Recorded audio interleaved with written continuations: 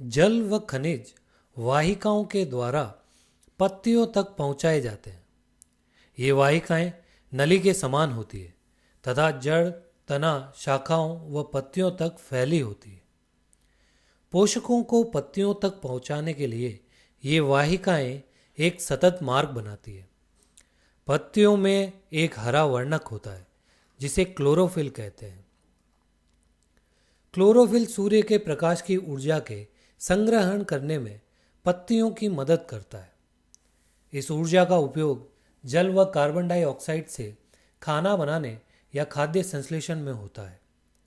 क्योंकि खाद्य संश्लेषण सूर्य के प्रकाश की उपस्थिति में होता है, इसलिए इसे प्रकाश संश्लेषण या फोटोसिंथेसिस कहते हैं।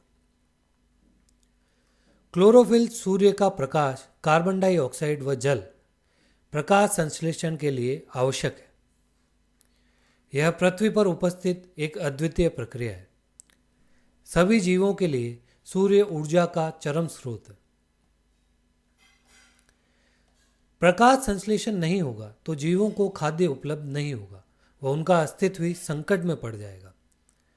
सभी जीवों के लिए आवश्यक ऑक्सीजन भी प्रकाश संश्लेषण के दौरान निर्मित होती है। प्रकाश संश्लेषण के दौरान पत्ती की क्लोरोफिल युक्त कोशिकाएं सूर्य के प्रकाश की उपस्थिति में कार्बन डाइऑक्साइड एवं जल से कार्बोहाइड्रेट का संश्लेषण या निर्माण करती है। इस प्रक्रिया में ऑक्सीजन मुक्त होती है। कार्बोहाइड्रेट अंततः पत्तियों में मंड या स्टार्च के रूप में संचित हो जाते हैं। मंड या स्टार्च भी एक प्रकार का कार्बोहाइड्रेट है। पत्तियों के अतिरिक्त पादपों के दूसरे हरे भागों जैसे कि हरे तने व हरी शाखाओं में भी प्रकाश संश्लेषण होता है। मरुस्थलीय पादपों में वाष्पोत्सर्जन द्वारा जल के क्षय को कम करने के लिए पत्तियां शल्क या शूल रूपी या कांटे जैसी हो जाती। इन पादपों के तने हरे होते हैं जो प्रकाश संश्लेषण का कार्य करते हैं। हरी पत्तियों के अतिरिक्त अन्य वर्ण की पत्तियों में भी क्लोरोफिल होता है, परंतु इन पत्तियों में उपस्थित लाल, भूरे अथवा अन्य वर्णक क्लोरोफिल के हरे रंग का प्रच्छादन कर देते हैं अथवा क्लोरोफिल को ढक लेते हैं। इन पत्तियों में भी प्रकाश संश्लेषण होता है। तालाब अथवा ठहरे हुए जलाशय में हरे अवपंकी या काई जैसे पादप होते हैं।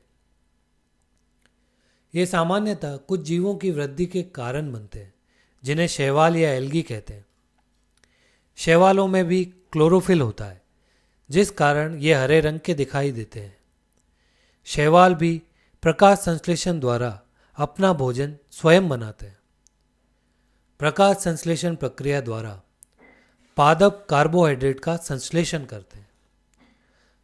कार्बोहाइड्रेट कार्बन, हाइड्रोजन व ऑक्सीजन से बनते हैं, परंतु प्रोटीन नाइट्रोजनी पदार्थ है जिसमें कार्बन, हाइड्रोजन व ऑक्सीजन के अतिरिक्त नाइट्रोजन भी होता है। वायु में नाइट्रोजन गैस प्रचुर मात्रा में उपस्थित होती है, परंतु पादप इसे ग्रहण नहीं कर सकते। मिट्टी में कुछ विशेष जीवाणु होते हैं जो गैस या नाइट्रोजन को उपयोगी यौगिकों में परिवर्तित कर मृदा में निर्मुक्त करते हैं। यह विलेय पदार्थ पादपों द्वारा जल के साथ अवशोषित कर लिए जाते हैं। किसान अपने खेतों में उर्वरक व खाद डालते हैं जिनमें नाइट्रोजनी पदार्थों की प्रचुरता होती है। इस प्रकार पादपों में नाइट्रोजन की कमी पूरी हो जाती है। इसके पश्चात पादप प्रोटीन व वसा का संश्लेषण करते हैं।